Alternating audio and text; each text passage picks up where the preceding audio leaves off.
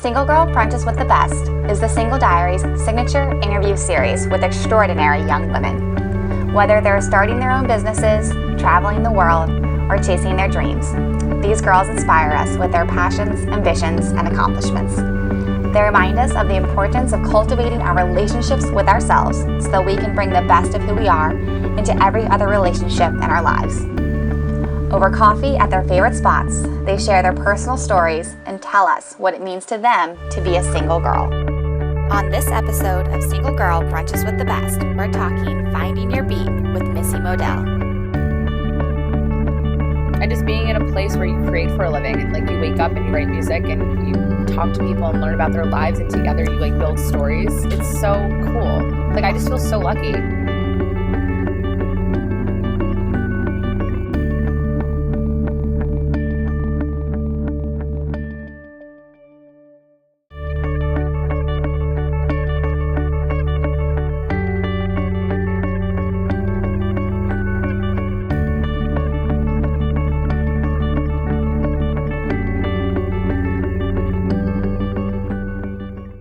Hi. How's it go? Good. I'm actually really excited to do this today. Me too. And catch up with you about I everything know. that's going on. It's a lot. It's a lot. It's a lot. Yeah. And I feel like I actually haven't ever gotten the chance to talk to you about what you do. Yeah. So this is good. So I'm happy to fill you in. I know. Finally. Yeah. Finally.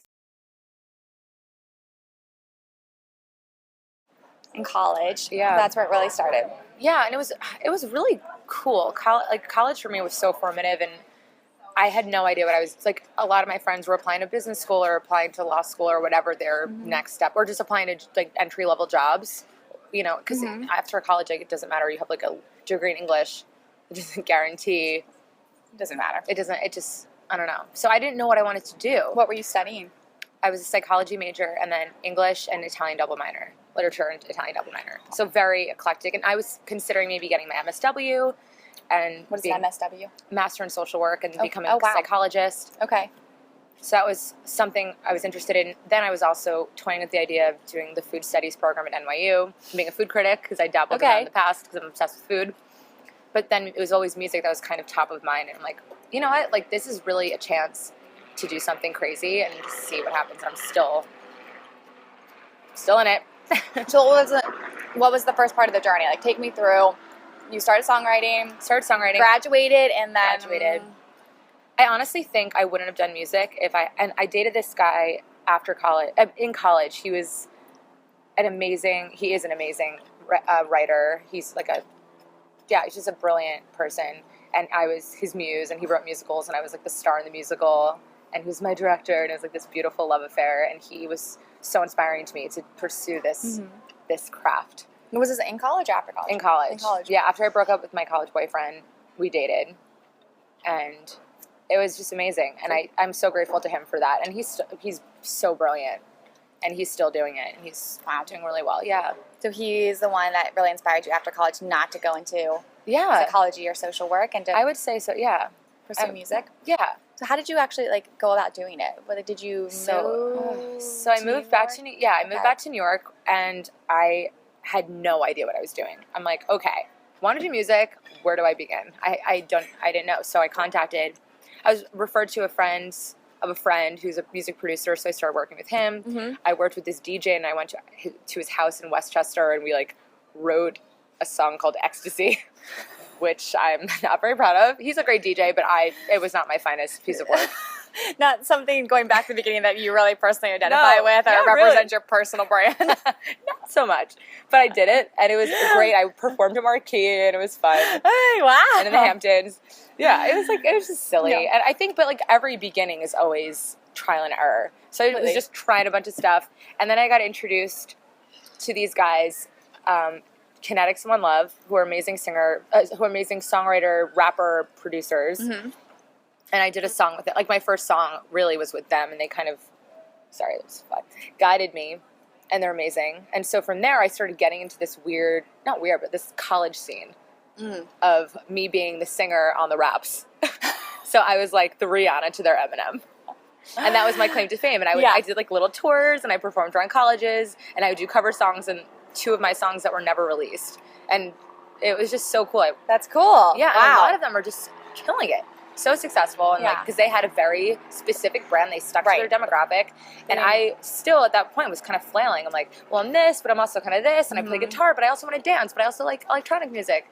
So I was just kind of like, I was not connected to me.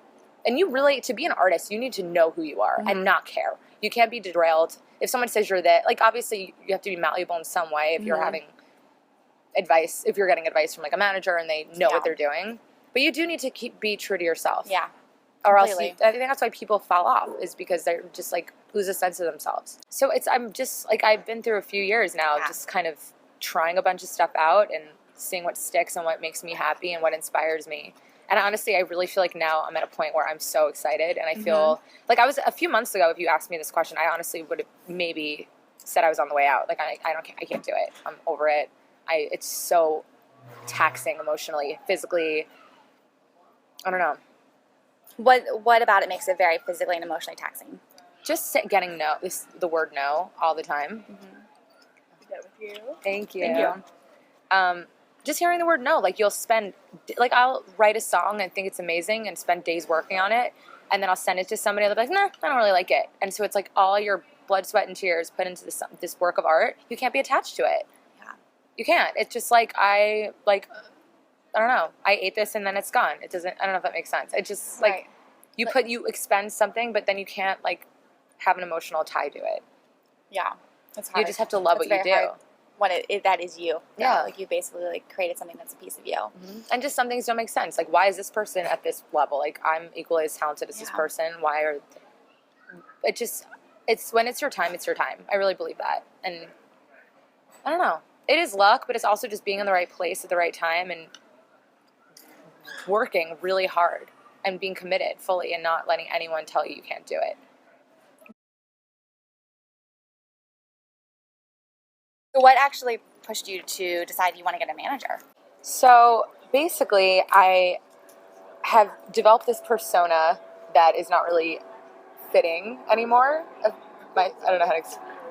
Like professional persona? Or personal? Just a professional, like the way I'm portraying myself, these videos that I've been putting out, music I've been putting out, just kind of feels a little too, I don't want to say wholesome, but just not really, I don't identify with it anymore. So the first undertaking that we're doing right now, we are literally deconstructing my entire social media campaign, like taking down Instagram photos. I took down all my videos. There's zero content up right now. Took everything down. Everything's down. Wow, that's a really big move. It's a big move. What does that feel like, though? Does it feel cleansing, or does it feel like you're losing part of who you were? Honestly, it's a huge cleanse. It's really making me consider what I am and what I want to be and what I was and where I am now. Yeah. It's interesting. Do you feel like you did identify with what you had put out originally? At a certain point, but I wasn't. The way I am with my friends and the way I am with people closest to me, I wasn't portraying that. It was a weird persona that I thought was working and obviously wasn't. Does that make sense? Mm-hmm. It just was this like kind of stilted image. I would hold back and not post like a weird thing I would do, thinking that people would think it was bizarre, when in fact maybe it's something that would attract people to me. Like people actually get to know who you are versus a semi-modified version of yourself. Exactly. So what are you doing now that you've taken everything down, and what's the goal? Is it to, before you put anything else up, is it to really evaluate who you want to be professionally? Exactly. Just the direction I'm going in and what excites me. What it's very hard to talk about because I still am figuring it out. I know what I don't want right now. Okay. What's that? I don't want to hold back. I don't want to be this bizarre, reduced version of me, which was a fear and insecurity on some level, I think. Just a fear of completely putting yourself out there. And, like, the less you give, the less chance you are of being hurt in some weird way. Maybe people are like that in relationships, too. Definitely. Yeah. It's one of those things, too, though. It's like the more you give of yourself, the more people seem to respond to it. Exactly. And I would get comments all the time. I think I just had a moment where I was just questioning what I want, and I'm like, am I really going to be this crazy and try to pursue this uncharted territory? And the answer is yes, and I'm still going to continue. So I'm essentially starting from ground zero. I'm just building. So he's As if you were entering music for the first time. And you had nothing behind you, Mm-hmm. no presence, like Exactly. had nothing to work. Exactly. It's huge. move. So now I'm like constantly just like being observant and wondering like what am I attracted to? Like what is cool to me? What do I don't know. How do I want to portray myself? Yeah. It's really cool and very overwhelming. Did you have any sort of homework or exercises that he gives you to do? That's a really good question. It's just like researching like what fascinates me, like who I'm intrigued by, what imagery. Who are you intrigued by? Interesting. I don't know. Like, like people? Yeah.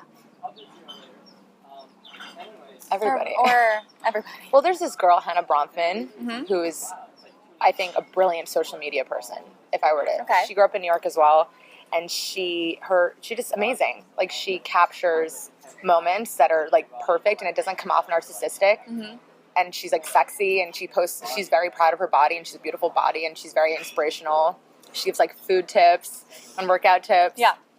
I don't know. Like, I'm inspired by her, and Yeah. because it's like very sexy, but it's still very classy, like a Beyonce. Yeah. Like she like can wear nothing, but it's like, wait, that's not slutty. That's like Right. really It's sick. artistic. It's cool. Exactly. So people who can kind of strike a balance between being beautiful and sexy and proud of being a woman, Yeah.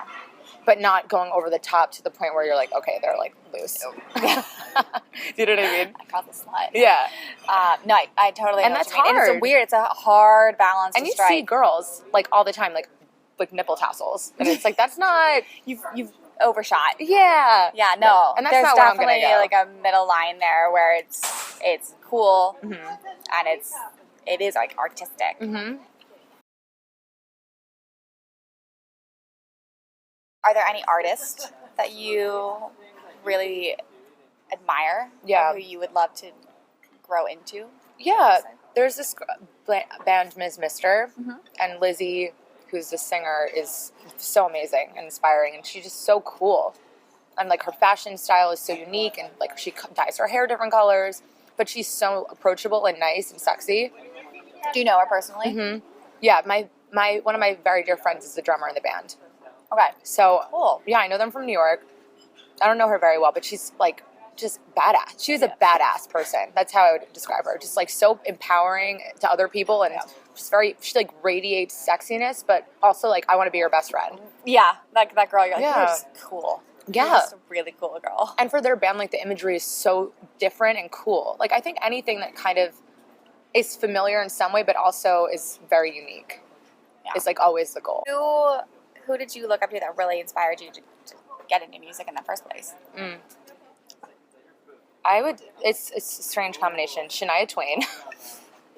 My mom is obsessed with country music. She's from Brooklyn, but she's a beautiful voice. All About This is wrong. Oh, completely wrong. She's from Brooklyn, but somehow, and she's an amazing voice, but has a country twang when she sings, which I have Your mom? adopted. Yes. Wow. It's like and she sings From country Brooklyn? music. Yes. It's very contradictory. It doesn't really make any sense. But, so now I have like, on some words, I'll have like a little southern twang? lilt. It's so weird. But yeah. But I would say my mom was a huge inspiration. Just like, She sings. as yeah, well. she's amazing. Now she's a real estate broker. Well, life takes you in different paths. Absolutely. Yeah, exactly. But she exposed me to Shania Twain, like these like power ballad singers, Celine Dion, Barbra Streisand. So there's that. But then there's also like Britney Spears, who I used to like roll up my shirt and like dance in front of my mirror and like lip sync and make people watch me. What does success look like for you right now? Success, just being in a position where I can inspire other people and leverage myself to do other things.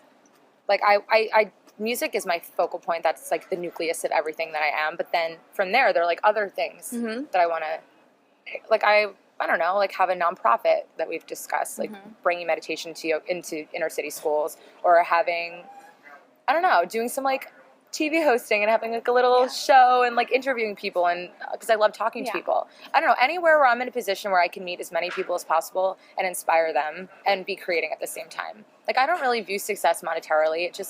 I view success as like where I feel happy with me and where I'm happy with where I am. So it doesn't necessarily But money doesn't hurt, But, obviously. money doesn't hurt. But so success for you isn't necessarily have a one picture of like if I'm a huge pop star doing global tours, like that could be, but it could also look very different. Yeah, I think it's hard to know where I'm going to be, even in like 6 months. It could be somewhere I didn't even imagine. It could be me being a DJ. I don't even know. Yeah. I have no idea. Like, I'm really just working on myself and figuring out like where I can best fit into the equation that already exists. I don't know. Like, I would love to be touring. I would love to like do some, but like I also don't know if I want that to be my entire life and spend 360 days and like have 5 days with friends and just be like away all the time. I don't know if I'm at that place anymore. Yeah, it's definitely a different lifestyle. It is. It is. It's you're a nomad, and I don't know. But then again, if I'm offered an incredible opportunity, then I would be excited and feel inspired to do something like that. So I don't know. Just wait and see what comes. Yeah. But like, and also writing for other people and like doing both at the same time. Okay. So you don't want to give that up at all. No, I love writing. Because I love writing, and I'll write so many songs that are, I think, function and are really cool and different, but maybe are not good for me, but would be good for someone else. Being able to see like a direct impact on somebody, even if it's one person, like that is so cool and like it's beautiful. I understand that, and that is my psychology in its own way. The way it came back around. Yeah, music there's definitely therapy. a connection between music. Yeah. So I think like I just can't imagine having done anything different in the past few years. Like I think I would have been unhappy if I hadn't at least tried this out. Because my mom regrets not fulfilling her dreams. Was she? Yeah, she got married and she kind of put everything to the let everything fall to the wayside and never fully pursued music, and she still regrets it, and I don't want that. So that kind of leads me into this question. Yeah. So in starting the Single Diaries, like what we always try to stay true to is this idea that no matter where you are in life, no matter what you're doing or who you meet, like the most important thing is to stay true to who you are. Absolutely. And to know that person. Because if you don't, you'll be unhappy or you'll have regrets. Yeah. And that affects every other relationship that you go into, professionally, personally, whatever it is. But it's hard. It's hard to make those decisions. So is there any advice that you would offer to other girls who are interested in pursuing something that they're really passionate about, pursuing a dream? What kind of words of wisdom would you offer to say, it's going to be hard, but... Yeah, I would say people are going to be negative and try to... I always wonder why random people offer their advice when you don't ask for it. Like, I'll say, I'm doing this. They're like, really? That's kind of... It's hard. It's such not a lot of space. It's like I'm just asking your opinion. Like I'm telling you something, and you don't even have to support me. I don't need the negative feedback. So I think, especially that's such a good piece of advice. When you're there, right there. When you're pursuing something that maybe is a little left of center, that you're not going to law school. You're not like trying to be in PR or whatever. And those are amazing things too. But you're starting your own company. I think you need to remain true to yourself and really honor your intentions. Like, you can't let anyone detract you. Because if you do, then you need to just believe in yourself more than anyone else. Because at the end of the day, you have you, and there will be supporters. But if you don't believe in you, it's not going to work. That's good. So you need to be your biggest fan. I would say you need to be your biggest fan. Absolutely. And in a relationship as well. I think that applies, like in yoga, off the mat, on the mat. It's like, if you're in a relationship, you need to love yourself because whatever happens, you still have you. It's okay. Exactly. Friendships, boyfriends, girlfriends, it's like your relationship with yourself, I think, is the most important thing. Most important thing. If you were going to have one song play every time you walked into the room for the rest of your life, I don't like when a batter steps up to plate. Yeah. What would be your song? You walk into a room. In any emotional state. It doesn't matter. Like you go one song, and every time you walk into a room, it just goes. Oh my God.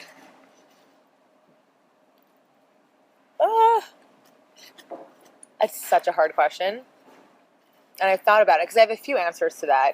Okay. I love the song When Doves Cry, Prince. I don't know why. Because I listen to it when I'm sad and I listen to it when I'm happy. It kind of helps on both emotional ends of the spectrum. So for some reason, It'd be very dramatic every time you walked into a room. maybe just you, and it's like makes you want to Like I imagine that doves literally would fly. Oh, absolutely. They would No like idea why. erupt from Right. the ceiling somehow. But like from your mouth, and what you just did, Yeah. it would just come out. Yeah. I don't know. That's such a strange. I feel like if you asked me tomorrow, it would be a different answer. question. But that Okay. would be like the first thing that Okay, comes to mind. first one that comes to mind. We can go with that. Yeah, because it has to. If you're going to listen to it every day, the rest of your life, it has to be something dynamic. Right, but it's also the song that people then associate you with, Oh, right? Because you walk into a room, your song goes on, that's very true. and so I also love the song "Ben" by Michael Jackson. Do you know him? I don't think I know that one. It's like, then the two of us need look no more. That's no. I know a lot of Michael Jackson. I know. It's not That's that kind of like the B-side. I was like, that's like the off album, like the one. It's like for the real fans. It's like the EP that went underground. Yeah. All right, true fan here. I know. True fan. I also love the song "Ain't No Way" Aretha Franklin. Mm. That might be it. Okay, I like that one for you. "Ain't No Way." Mm-hmm. When I lived in Italy for 6 months, like for a study abroad. I listened to that song, I swear my life, every single night before I went to bed for 6 months. Why? I don't Just know. loved it? It made me so happy. It was like my American connection. It's like Aretha Franklin epitomizes patriotism somehow. Yeah. Okay, that's perfect. I like that. Ain't Let's no go with way. that. That's it right there. Eliminate prior Ain't no way. answers. Great. Mhm. Okay, number two. Question number two. Okay. What story do you hope to tell about your life when you're 80 years old? Mm. There you are. Thank Thank you. you so much. Here's the right ones. Thank you so much. Yep.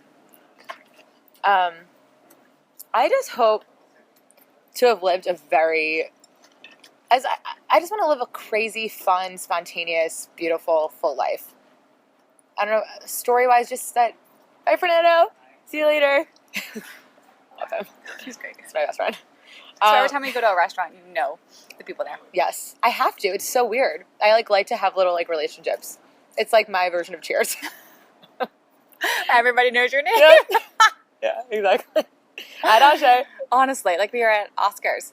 And, you know, Yeah, I try. right? Yeah. With you? Yeah, Yeah. I try. It's good. I don't know, it's weird. No, I like it. It makes it feel like home. Yeah. I think just living across the country, I need to feel somewhat tethered here. Mhm. Otherwise, I'd just be a stranger in the Gone. city. I don't know. So should I isolate a specific incident, like a story? In particular? just is there anything that you really want to do in your life, or when your grandkids are like, my grandma did, Yeah. or she was great, or Whenever someone asks that kind of question, I always immediately jump to living in Europe for a year or two. I don't know, living in Italy again, and having my own vineyard Yeah. and doing yoga and creating music and having a cool beautiful community. life. Yeah, Okay, one last question. yeah. Do you have any quote or wisdom or words to live by that you love, that you always go back to?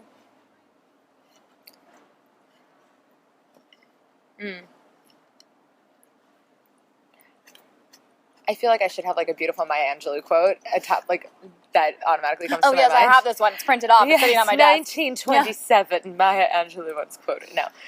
Honestly, just try to be present. I think Yeah. that's, for me, is huge, especially right now, because I have a tendency to project into the future and worry about, where am I going to be and who am I, what am I going to be doing? What am I going to be living? I moved out to LA with a suitcase with zero, I didn't sign a lease. I moved in with who's now my best friend. I'm so lucky. But, I moved in month to month, and I'm still here a year and a half later. And it worked. Yeah, so just saying yes and being present and just being kind to yourself. It's good. Those are my Those are my good. three Those are little good friends. words to live